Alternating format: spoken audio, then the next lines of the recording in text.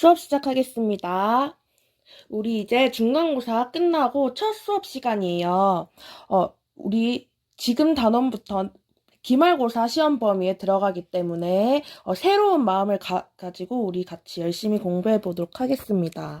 자, 이번 단어는 수권과 해수의 순환입니다. 우리가 수권에 대해서 전체적으로 공부를 해볼 텐데요. 자, 1학년 때 우리가 지구계에 대해서 배워본 적이 있을 거예요. 지구계. 기억나나요? 자, 지구계에는 어떤 것들이 있었죠? 직권, 그리고 기권, 그리고 수권, 우리 이번 시간에 배우는 수권이 있었고, 그리고 생물권, 그리고 외권이 있었습니다. 자, 우리가 이것에 대해서 우리 1학년 때 간략하게 배웠었는데 그 중에서 수권에 대해서 이번 단원에서 중점적으로 다룰 것입니다. 자, 그러면 우리가 영상을 한번 볼까요?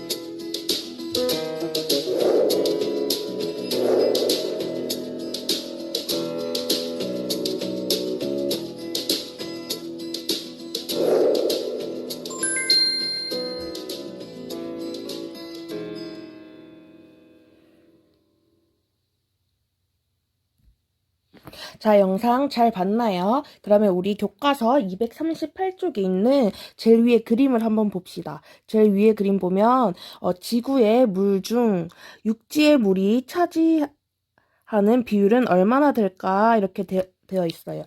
자, 영상을 봤으면 정답을 바로 찾을 수 있을 거예요. 지구의 물 중 육지의 물이 차지하는 비율이 얼마나 됐죠? 2.53%였습니다. 자, 나와 있죠. 자, 그 말은 전체 지구 물 중에서 97.47%나 거의 98%나 바다의 물이라는 거예요. 대부분이 해수라는 겁니다. 수권. 그래서 교과서 238페이지에 보면 지구에 분포하는 물을 수권이라고 합니다. 그래서 이 수권은 바다에 있는 물을 해수라고 그러고, 그리고 육지에 있는 대부분의 물, 전부라고는 할 수 없지만, 육지에 있는 대부분의 물을 담수라고 합니다. 자, 그럼 우리 수권의 특징을 우리가 이때까지 봤던 경험을 통해서 한번 써봅시다. 자, 지금 여기 제일 밑에 지하수가 써 있어요. 이렇게 지하수가 써 있는 것처럼 잠시 써보고 선생님이랑 같이 어, 써, 써볼게요. 자, 그러면 우리 여기 산 제일 위에 있는 얼어 있는 거 빙하라고 하죠. 그리고 지금 여기는 바다네, 바다. 그러면 해수. 그리고 이렇게 지표면을 흐르고 있다. 얘를 뭐라 그러죠? 하천이라 그러죠. 그래서 하천수. 그리고 지표면에 고여 있어요. 이런 것을 우리가 호수라고 합니다. 호수. 자, 지금 보면 지하수를 여기 제일 위에 액체라고 썼어요. 그러면 지금 다 액체인지 고체인지 써볼게요. 자, 빙하는 고체죠. 얼어있죠. 얼음인 거죠. 자, 하천수는 액체죠, 액체. 그리고 해수도 액체입니다. 호수도 액체겠죠. 자, 그러면 지금 보면 지하수는 땅 속에 있대. 지하수는 땅 속에 있고, 그러면 빙하는 어디 있지?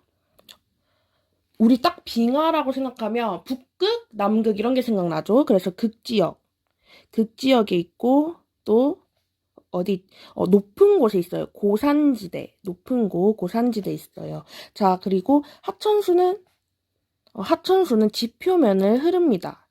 지표면 흐른다. 그러면 해수는 바다에 있죠. 바다에 있고, 그리고 지구의 물 중에 가장 많은 비율을 차지한다. 이렇게 쓸 수 있습니다. 그 다음, 호수는, 지표면에 이렇게 고여있는 물이죠. 지표면에 고여있다. 고여있다.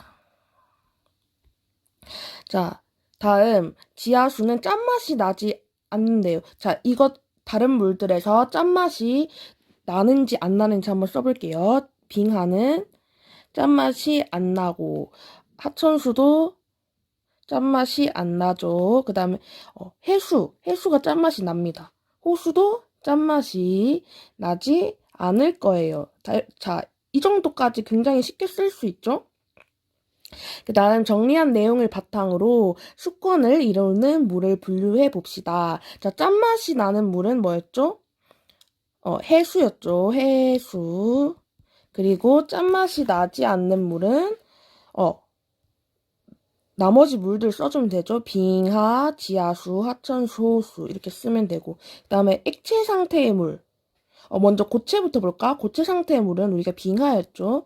빙하는 얼어 있는 거니까 고체 상태였고 액체 상태는 나머지 해수, 지하수, 하천수, 호수 이렇게 써주면 될 겁니다. 자, 그러면 우리가 지금까지 쓴 걸 바탕으로 교과서 내용을 정리해 보도록 할게요. 자, 한번 줄을 쳐볼게요. 자, 수권 중에서 바다에 있는 물을 해수라고 합니다. 그리고 아까 육지에 있는 물 중에서 빙하, 지하수, 하천수, 그리고 호수 이런 것이 있었어요. 그리고 해수는 짠맛이 나지만 육지에 있는 물은 대부분 짠맛이 나지 않습니다. 이렇게 짠맛이 나지 않는 물을 담수라고 합니다. 그러면 육지에 있는 물이 담수일까? 지금 여기 오른쪽에 나와 있죠. 육지에 있는 물은 모두 담수일까? 근데 그렇지만은 않습니다. 왜냐하면 담수는 짠맛이 나지 않는 물이 담수인데, 진짜 담수 중에 엄청나게 일부분에서는 담수 중이 아니고 육지에 있는 물 중에서 일부분이 짠맛이 나는 물도 있기 때문에 육지에 있는 모든 물을 담수라고 말을 할 수는 없겠죠.